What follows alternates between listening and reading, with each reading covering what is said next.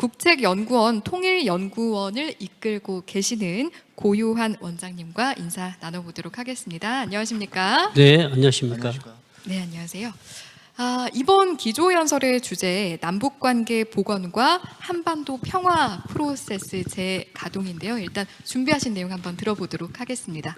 네, 감사합니다. 연합인포맥스에서 주관하는 제8회 통일금융 컨퍼런스에서 기조 발표를 할 수 있는 기회를 갖게 된 데 대해서 먼저 감사드립니다.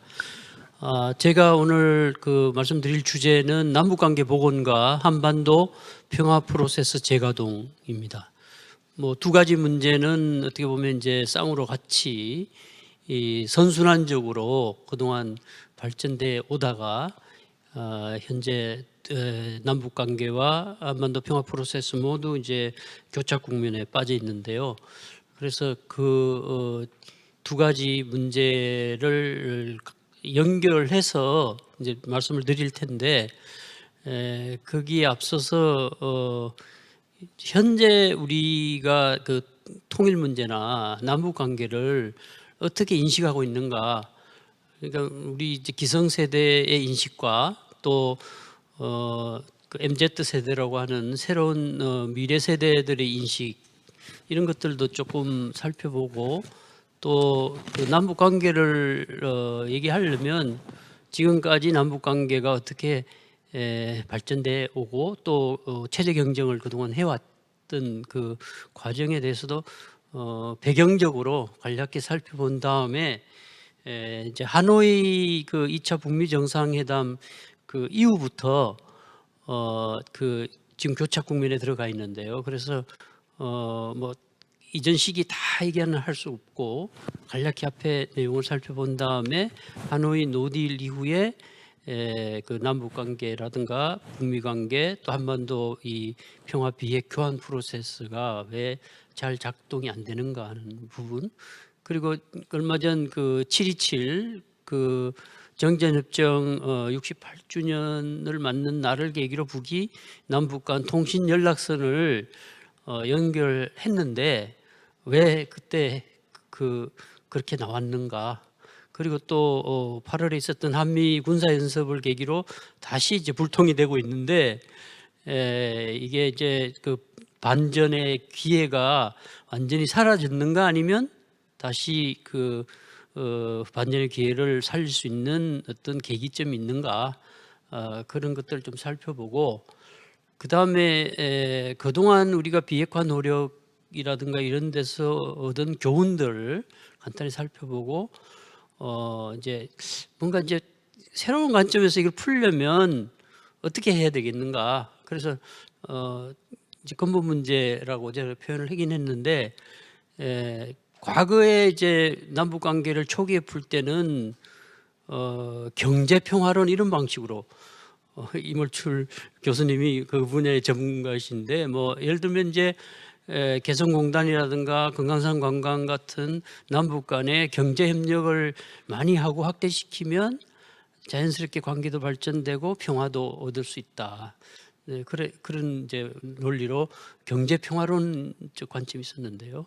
이후에는 지금 정부는 한반도 이 평화 경제론, 그러니까 이제 새로운 어떤 신한반도 체제를 열어 나가려면 평화가 어떤 가치보다도 우위에 있다. 그래서 이 비핵화라든가 평화 체제 문제를 어느 정도 정리를 하고 이제 풀어나가자, 이런 걸 하다가 지금 이제 교착돼 있거든요. 그래서 다시 이제 교착된 걸 풀려면 원점으로 돌아가서 근본 문제부터 한번 생각해 보자. 그래서 이제 근본 문제 해결을 위한 어떤 이제 아이디어, 지금 제 개인적인 아이디어일 수도 있고요. 그것 좀 말씀드리고, 그 다음에 이제 지금 시기가 코로나 시기인데요. 과거의 전통 안보라는 관점에서 보면 핵 미사일 같은 군사 안보가 더 중심을 이루지 않습니까? 그래서 늘 이제 우리가 한반도 문제에서도 북한 핵 문제가 중심을 이루고 한반도 정세를 이해하려면 북한 핵 문제가 의무통과 지점처럼 그걸 통하지 않고는 한반도 문제를 얘기할 수 없는 그런 이제 전통적인 안보관에서 최근에는 비전통 안보, 그러니까 코로나 같은 거 기후 문제 이런 것들이 이 심각한 인간 안보 문제로 제기되고 있다. 그래서 과거에는 이제 그 전통 안보에는 적과 우 분명한데 지금은 인류 공통의 적이 나타났습니다. 그래서 이제 그것과 관련지어서 한반도의 시급한 코로나라든가 뭐 기후 문제라든가 재난 문제, 이런 식량 문제 이런 것까지 포함해서 이런 것을 풀어나가려면 남북 주민들 사이에 일상이 좀 편안해야 한다.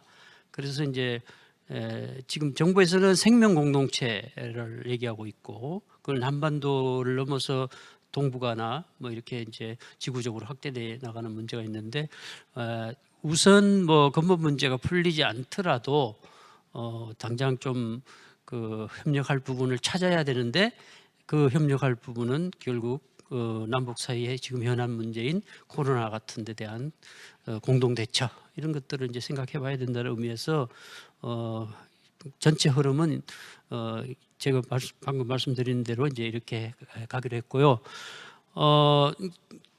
저희가 소속된 통일연구원에서 매년 이제 의식 조사를 하고 있는데 그동안 이제 이미 이제 분단되고 두 세대가 훨씬 지났지 않습니까? 지금 그러니까 통일을 염원하면 할수록 통일이 멀어졌어요. 참 이게 아이러니컬한데요. 통일을 내세우지 않는 독일은 이미 통일 이후에 지금 20년 그 이상이 지나가고 있는데 우리는 지금 독일은 벌써 한 세대가 지났죠. 그런데 우리는 통일을 그렇게 염원하고 역대 정부 누구도 통일을 얘기하지 않는 정부가 없고 그럼에도 불구하고 이게 이제 분단이 장기화되고 관심도 점점 줄어지고 있는데 젊은 지금 MZ 세대라는 세대들을 중심으로도 많이 변화가 있는데 이제는 그 통일보다는 평화 공존이 더 관심이 높아지는 뭐 조금 통일 비중이 높긴 한데 58.7%가 통일이 필요하다고 했지만 56.5% 정도는 평화 공존을 선호하는 그러니까 뭐 그 문제는 아마 이제 통일에 따르는 뭐 부작용도 있고 비용도 있고 뭐 이런 것들이 있으니까 이제 그럴 것 같고요. 그다음에 이제 남북 관계도 앞으로 좋아질 것이라는 것보다는 나빠질 것이라는 비중이 더 많이 나왔어요. 20%가 나빠질 것이라고 얘기하고 있고 좋아질 것이라는 건 13%, 나머지는 막 그 현상 유지다 이렇게 보는 것 같고요. 그래서 지금 이제 미래 세대들이 70% 내외가 이제는 남북 관계에 큰 관심이 없다. 지금 그래서 왜 그런가 뭐 그런 것들을 이제 살펴볼 필요가 있는데 이제는 아마도 이제 그 우리 삶의 단위가 지구촌 단위로 넘어가 있기 때문에 19세기, 20세기 과업이었던 그 민족 단위의 국가 단위의 뭐 이런 통합이나 통일보다는 이제는 글로벌라이즈된 세계화된 이런 국면에서 생산과 소비 활동이 이루어지기 때문에 이제는 그 민족이나 이런 쪽으로 이렇게 올가맬 수가 없는 시대에 이르렀던 거 아닌가 그렇고요. 지금은 이제 지도자들도 북한의 그 신세대 지도자인 김정은 위원장 같은 경우도 아버지 때는 민족을 내세우는 우리 민족 제일주의를 얘기했는데 지금은 우리 국가 제일주의를 얘기하고 있습니다. 국가 중심주의적인 그리고 우리 과거의 권위주의 때 했던 그 애국주의나 국풍을 강조하는 이런 모습들이 이제 나타나고 있는데요. 최근에 우리 사회 내에서도 통일부 폐지론이 나온 적이 있어요. 조금 전에 통일부 장관님 축사하셨는데 아마 다음 뭐 정권이 바뀐 다음에 어떻게 될지 장담할 수 없었고 이전에도 이명박 정부 출범 초기에 통일부 폐지론이 나온 적이 있었어요. 그러니까 뭐 물론 이제 남북 관계가 국가 대 국가 관계라는 부분에서 보면 이제 외교부나 각 부처에서 할 수도 있다 이런 얘기도 할 수 있고 작은 정부론 차원에서 야당 대표가 통일부 폐지 주장을 한 적도 있는데요. 북에서도 김정은 위원장의 이제 그 여동생이 지난 3월 달에 남북 관계가 아주 이렇게 나쁜데 이런 시국에서 남북 관계를 다루는 조평통이라고 하는 그 조국 평화통일 그 위원회 이것을 굳이 그 유지할 필요가 있느냐 이런 얘기가 나올 정도니까 그 있을 수 없는 얘기거든요. 과거식으로 생각해 보면. 그래서 이제는 신세대 정치 지도자들조차도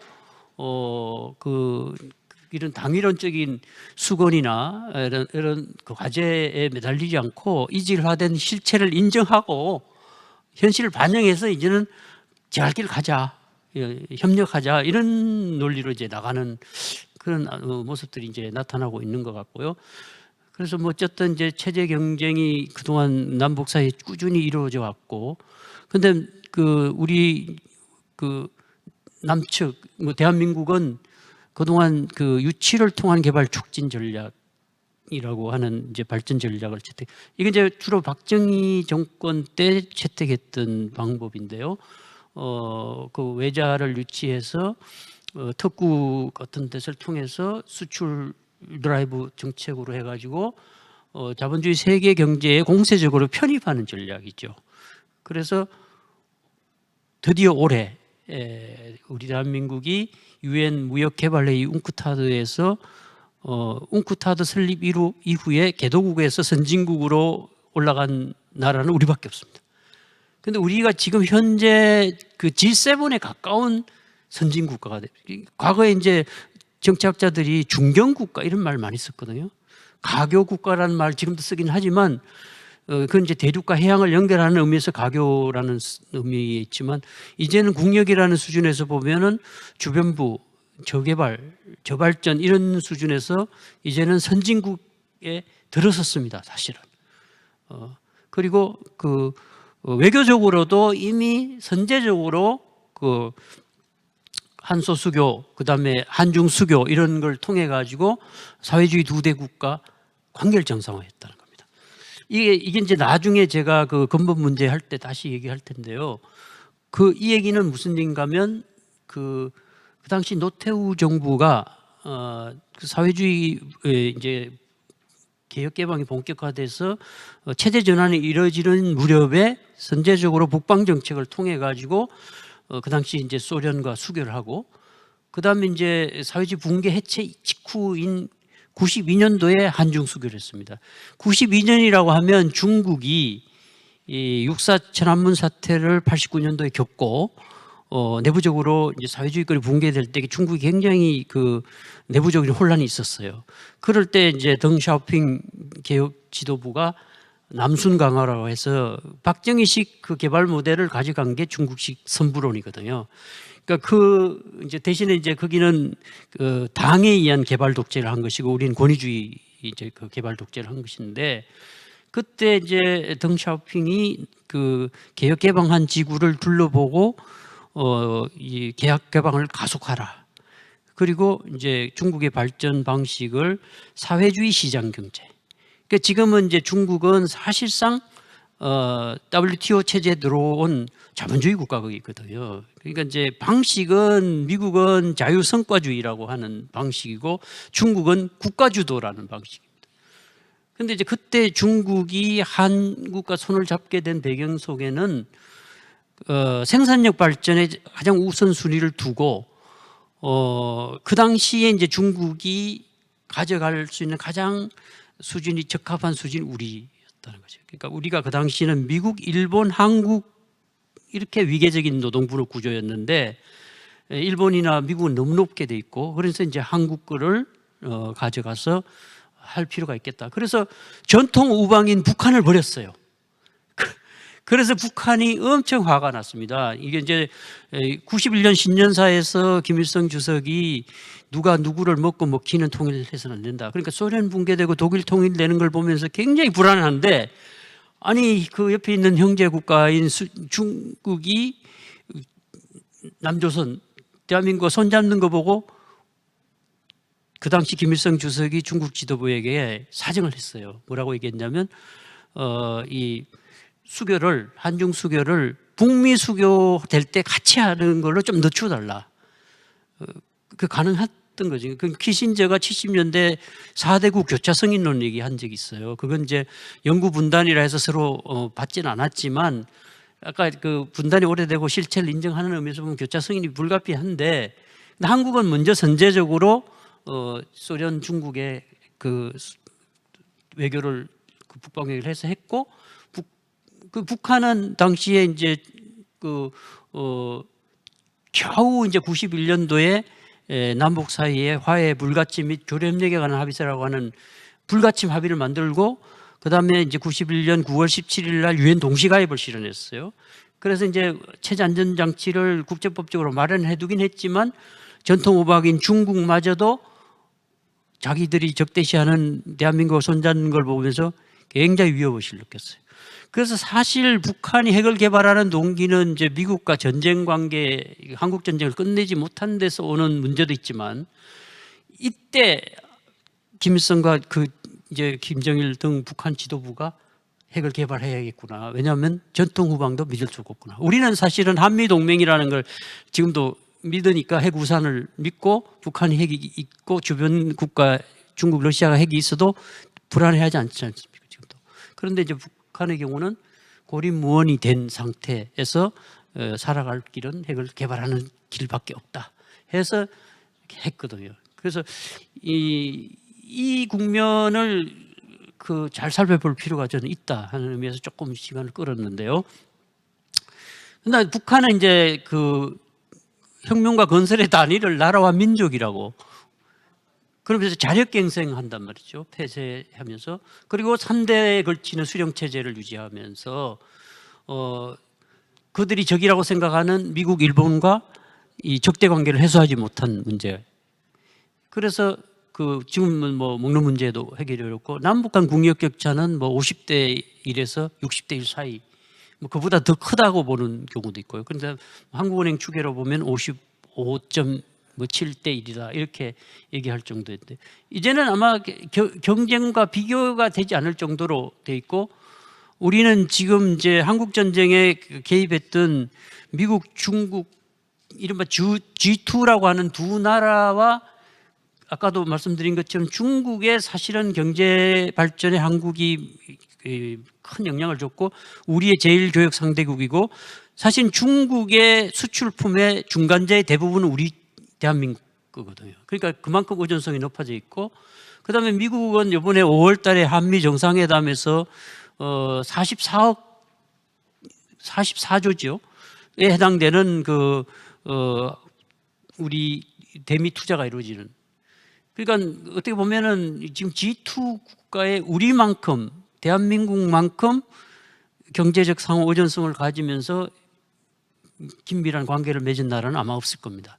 그래서 뭐 최근에 어떤 쪽은 안보는 미국, 경제는 중국, 뭐 안미 경중 이런 얘기하는데 그건 맞는 얘기가 아니라고 봅니다.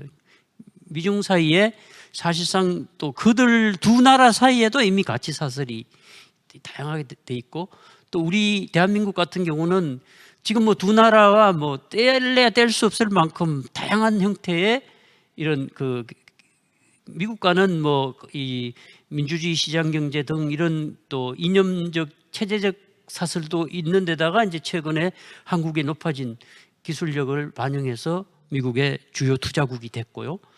중국은 아까 말씀드린 거 더 이상 말할 필요가 없고 그래서 이걸 선택의 문제가 아니다. 그런데 자꾸 이제 정치권이나 뭐 일부에서는 이걸 선택의 문제로 끌고 가는 것 자체가 저는 현실에 맞지 않는 얘기다.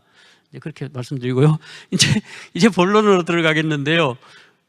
하노이 노딜 이후에 이제 한반도 평화 프로세스 교착 부분은 앞에 그림에서 보는 것처럼 2018년 평창 동계올림픽을 계기로 남북미 정상들이 톱다운 방식으로 이제 시작을 했고 방식은 남북 간에 먼저 합의가 이루어진 다음에 그 합의를 북미 간으로 가져가서 이제 이 프로세스를 이렇게 이제 진행하는 방식인데요. 과거에는 북한이 핵 문제를 남북 의제로 다루지 않았습니다. 그런데 이제 판문점 선언부터 완전한 비핵화 문제와 한반도의 그 항구적이고 공고한 평화 체제를 구축하는 문제를 집어넣고 그걸 이제 싱가포르 북미 공동성명 채택 때 재확인합니다. 판문점선언을 재확인한.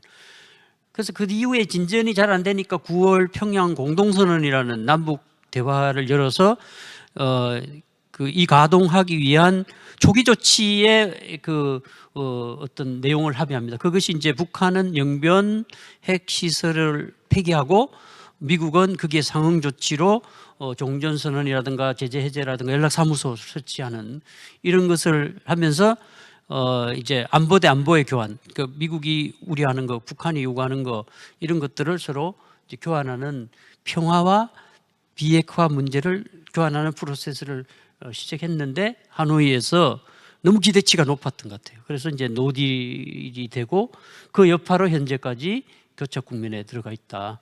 그래서 그 하노이 노딜에서는 당시 이제 우리가 중재안을 트럼프가 받을 것처럼 했는데 트럼프는 영변 플러스 5개 미국이 알고 있는 핵 의혹 시설을 더 폐기해라. 북한은 또 그 종전선언이라든가 그 연락사무소 설치 같은 거에 중점을 두기보다는 안보리가 제재 결의에 의해서 이루어지는 아주 그 민생과 관련되는 핵심 5가지 이 제재를 풀어라. 둘 다 이제 배팅을 세게 했는 거죠, 딜을. 그러니까 이제 결국은 트럼프 대통령은 성과를 내기 위해서 바꾸자 하긴 했지만 이른바 이제 북한이 그 제재를 풀어줬다가 이행을 하지 않고 핵을 개발할 때 스냅백이라 해서 다시 제재를 가하면 되는 거 아니냐 했지만 관료들이 반발하고 또 트럼프 자신도 그 당시에 이제 정치적으로 몰렸어요. 제가 그 하노이 북미 정상회담 때 하노이 갔을 때 밤에 이제 그 호텔에 와서 CNN 켜보니까 밤새 코온 청문회를 하더라고요. 아마 트럼프도 밤새 그걸 보면서 나쁜 딜 했다가는 그 정치적으로 굉장히 이제 몰릴 거다. 그러니까 노딜이 그 나쁜 딜보다는 낫다는 식으로 결국은 이제 노딜을 선택한 건데 아마도 그때 트럼프의 경우는 이 코로나라는 정세가 이렇게 돌발적으로 발생하리라고는 생각 안 했을 겁니다. 그래서 안 했을 텐데 일단 코로나 변수도 생기고 뭐 이후에 정세가 이제 그렇게 됐는데 그래서 북한은 노딜 이후에 체면을 구겼죠. 60여 시간 그 열차를 타고 하노이까지 갔다가 체면을 구겼고 그래서 미국이 천재 이루의 기회를 놓쳤다. 그리고 이제 그 정치 행사인 그 최고인민회의에서 김정은 위원장이 나서 가지고 미국이 계산법을 바꿀 때까지는 안 나오겠다. 그래서 현재까지 북미 대결을 제재 대 자력경성의 대결이라고 하고 미국이 대북 적대시 정책이라고 하는 것을 그 철회할 때까지 셈법을 바꿀 때까지 기다리겠다. 현재까지입니다. 이거는. 그래서 이제 했고요. 그다음에 남북 관계도 그 여파로 그 중재자 촉진자 역할을 제대로 못했다고 하면서 이제 우리에게 그 불만을 가졌고 그래서 이제 대남 관계도 대적 관계라고 하고 통신 연락선도 차단하면서 연락사무소를 폭파해버리는. 아까 이인영 장관도 보니까 그 말씀하셨는데 그 연락사무소 개설한 날이 오늘이라고 그러는데 저도 이게 이제 개소식 때 갔었거든요. 근데 사실은 이제 이게 원래 시설은 그 앞에 있는 게 사무소인데 이 지원 시설까지 다 폭파가 돼 버렸어요. 그 원래는 연락 사무소만 폭파한다고 했는데 이게 아마 화약을 너무 많이 써가지고 그렇겠는데. 근데 사실은 이거는 그 선대의 그 유흥과도 맞지 않는 겁니다. 그 선대는 6.15 선언을 통해서 화해협력 관계로 이걸 전환시켜 놓고 그랬는데 이걸 대적 관계로 하고 또 이건 북쪽 지역에 있는 땅에 있는 개성 그 연락 사무소를 이렇게 폭파함으로 해서 아마도 굉장히 국가가 북한식 표현으로 그 여파가 굉장히 크게 미치고 있고 지금도 이제 그 연락 채널 복원이 매우 어렵고 또 복원된다 하더라도 만나서 소통하는 것이 아니라 그냥 지금 그 통신선으로 연결을 할 수밖에 없고 그래서 저는 이 부분에서는 김여정 부부장과 김영철이 매드캅 악의 역할을 하면서 무리수를 썼다.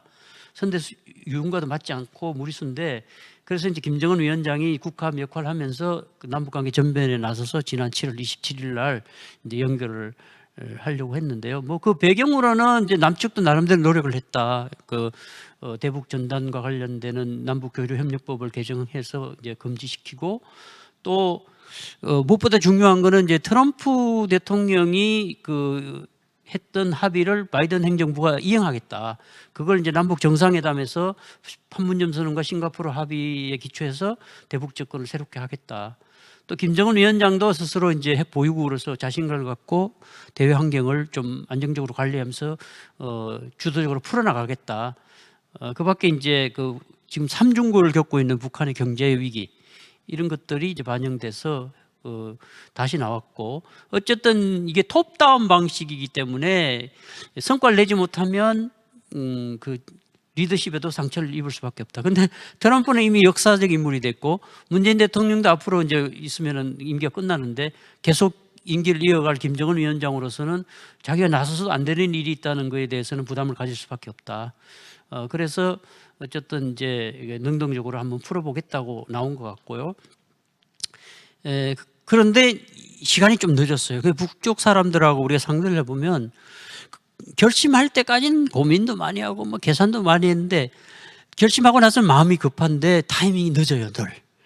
예를 들어서 한 6.15쯤 통신선 연결하고 뭘 했으면 지금쯤 뭐가 한미 군사연습까지 포함해서 의제화할 수 있을 텐데 우리는 준비 다 하고 진행 과정에 있는 데다가 대고 적대시 정책 철회의 어떤 그 의지를 확인한다는 차원에서 중단하라. 그러면 이제 김여정 명령에 의해서 군사훈련을 중단한 것처럼 우리 정치권이 공격하게 되고 정부도 거기에 대한 부담을 가질 수밖에 없는데 그렇게 할 수는 없는 것이거든요.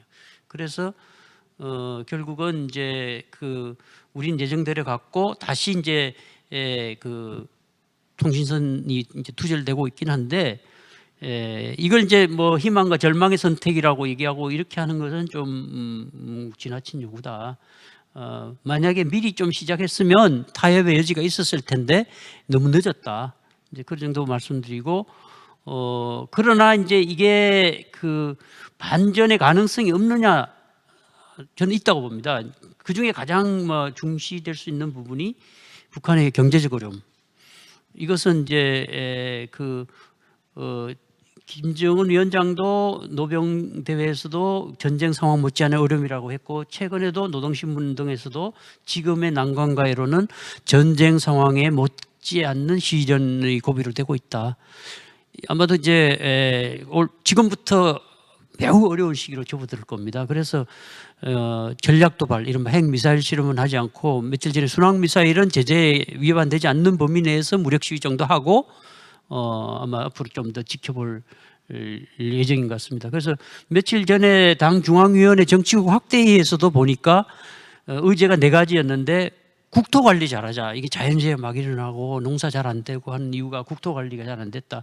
그 다음에 이제 지금까지 쭉 해왔던 보건 위기에 대한 방역 대책 더 열심히 잘 세우자. 그리고 인민 소비품 늘려가지고 먹는 문제라든가 생활 수준과 관련되는 부분 해결하고 올해 농사 잘 짓자. 쌀떡 채워놓고 기다리자 이런 정도이지 더 뭔가를 위기를 조성해서 하기는 어려울 거다. 그래서 내부 다잡기에 주력하면서 이제 지켜보고 있는 것 같은데요. 그래서 저는 지금이 선택의 갈림길이다. 이제 이 평화 프로세스를 재가동해서 비핵화 교섭을 이제 재개하느냐 아니면 북한의 핵 보유를 인정하고 공포의 균형을 잡아가느냐. 지금 우리 정치권에서도 공포의 균형과 관련해서 전술 핵 재배치, 또 핵무기 공유 협정, 나아가서는 핵 개발 이런 얘기 나올 수 있거든요. 그래서 이 부분은 아마도 이번 대선 때도 아마 후보자들이 결정되면 이거에 대한 이제 공약들이 나올 겁니다. 그래서 이 부분 지금 이제 기로에 서 있는데요. 이제 그런 부분과 관련해서 북한도 내부적으로는 자체 힘으로 내부 동력으로 어려우니까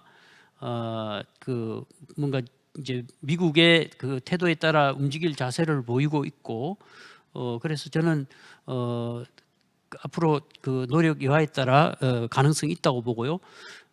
이제 시간이 거의 다 됐기 때문에 이제 근본 문제를 왜 어떻게 풀어야 되느냐?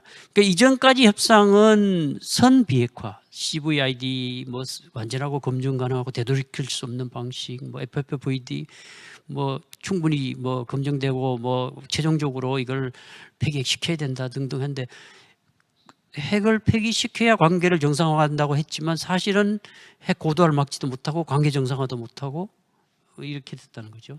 그래서 이제는 저는 그 적대 관계 해소를 위한 근본 문제 해결에 집중해야 할 때다. 그래서 우리가 수교라는 부분, 그러니까 그 중국과 이 적대 관계를 해소하지 않고도 수교를 통해서 관계를 풀고 경제 협력을 하는 것처럼 아까 말씀드린 북미 북일 이런 관계도 이제는 관계 개선을 앞세우면서 그걸 통해서 비핵화를 추동하는 노력을 할 때가 됐지 않았는가. 이건 그 여러 가지 이제 복잡한 문제가 있을 수 있는데요. 그 부분은 이제 나중에 또 좀 더 필요하면 말씀드리기로 하고, 아까 말씀드린 이제 우리가 경계를 허무는 햇볕 정책, 크로스 보더링 해가지고 디보더링, 이제 개성공단 금강산 경계를 허무른 거거든요. 그런데 이제 이후에 뭐 북한의 관광객 피격이라든가 핵 미사일 도발로 다시 이 경계를 쌓았으면 리보더링 했습니다. 그래서 이제 두 개가 이렇게 서로 다른 길로 가고 있는데, 그렇지만 남북 사이의 주민들 사이에 뭐 일상은 좀 편안해져야 되고 평화 안정 관리가 필요하기 때문에 남북 사이의 생활 공동체 협력을 위한 노력들. 그래서 이제 우선적으로는 동북아시아 방역 보건 협력체 같은 걸 통해서 전염병이라든가 이런 데 공동 대처하는 노력, 이런 것이 필요하다. 그래서 뭐 끝으로 그 영내 국가들뿐만 아니라 남북 사이 주민들 사이에 민생 일상이 편안해져야 된다. 이제 그런 정도 말씀드리면서 제 발표는 마치도록 하겠습니다. 감사합니다. 네, 고맙습니다. 잘 들었습니다. 최근에 남북 관계부터 우리 앞에 놓여 있는 과제들까지 아주 꼼꼼하게 짚어주신 것 같습니다. 좀 일목요연하게 정리가 된 것 같은데 어떻게 들으셨어요? 예, 뭐 제가 평소에 또 가장 존경하는 뭐 선배 학자이시기도 하고 네. 워낙 방대한 뭐 현안들을 또 역사들을 잘 짚어주신 것 같아요. 우리 원장님이 원래 북한 연구 몇 년째입니까? 거의 한 40년 정도. 보세요. 그러니까 오늘 설명해 주신 그 역사가 사실은 막연한 역사가 아니라 그 원장님께서 직접 경험하고 또 현장에서 또 관찰하고 뭐 이런 역사를 어떻게 83년부터 시작했어요. 80년이니까요. 그러니까 이건 모르겠습니다. 지금 현역에 계신 그 북한 연구자 중에서는 아마 가장 많은 경험과 경륜과 또 뭐 훌륭한 식견을 갖고 계신 그런 그 선배 학자시거든요. 네. 그래서 오늘 뭐 제가 이제 질문 겸 뭐 이렇게 좀 정리할 수 있는 몇 가지 말씀을 간단하게 드리고 싶은데, 우선 이제 제가 원장님께 여쭤보고 싶은 것은 반전의 계기가 올 수 있다. 그 이유로서 이제 북한의 내부 이제 어려운 경제 사정을 말씀하셨는데, 과거에는 북한이 경제가 어려울 때 또 적절한 시점에 다시 또 대화에 응하고 이렇게 나왔는데, 지금의 김정은 정권은 좀 예전하고 다른 것 같다. 경제적 어려움 때문에 과연 대화에 나올까? 뭐 이런 또 그 반론을 제기하신 분이 많거든요. 거기에 대해서 이제 마지막으로 말씀해 주시면 좋겠고, 또 하나 이제 또 여쭤보고 싶은 것은 이제 저도 참 공감했던 내용인데, 어떻든 우리 한국의 위상이 많이 또 상승을 했습니다. 이제는 정말 선진국 반열에 올라와 있는데, 정작 그 북한이 요구하고 있는 근본적인 문제, 그러니까 남북 관계, 북미 관계 개선을 위해서 이제 자신들이 요구하고 있는 근본적인 문제가 있는데, 그게 이제 우리 원장님도 잘 오늘 설명하셨던 한미 군사훈련 문제거든요. 또 다른 표현으로는 이제 북한은 그렇게 얘기하죠. 대미 자율성을 가져라, 좀 자주 외교를 해라, 이렇게 요구를 하고 있거든요. 근데 지금 우리가 북한 입장에서 봤을 때 우리가 지금 자주 외교를 못 하고 있다, 너무 미국에 의존해 있다, 이렇게 지금 얘기하는 거예요. 우리 국가의 위상은 선진국 반열에 올라섰는데 정작 북한이 요구하고 있는 대미 자율성 확보 관련해서 우리가 지금 제대로 하고 있는 건지 그런 부분 관련해서 원장님이 한번 이렇게 의견을 주시면 상당히 도움이 많이 될 것 같습니다. 그 경제적 어려움 때문에 나온다라는 것은 이제 단일 변수는 아니고요. 그 제가 이 한반도 평화 프로세스가 이제 본격적으로 시작될 때 트럼프 정부 시기에 그 미국 CIA가 코리아 미션 센터를 만들 때도 사실은 이제 그 북한을 움직일 수 있는 가장 유일한 수단이 제재다. 왜냐하면 이제 외교적으로는 안 되고 전쟁 수단은 쓸 수 없고, 그런데 이제 북한이 제재를 완벽하게 하면 아무래도 손들고 나올 수밖에 없다. 근데 김정은 위원장은 거꾸로 이제 핵무력을 완성시켜 놓은 다음에 그 자신감을 갖고 비핵화하면서 이제 경제를 재건하겠다고 하는 쪽으로 나온 건데요. 그런데 이제 지금까지 버텨온 북한이 경제적 어려움 때문에 굴복하고 나오지는 않을 거예요.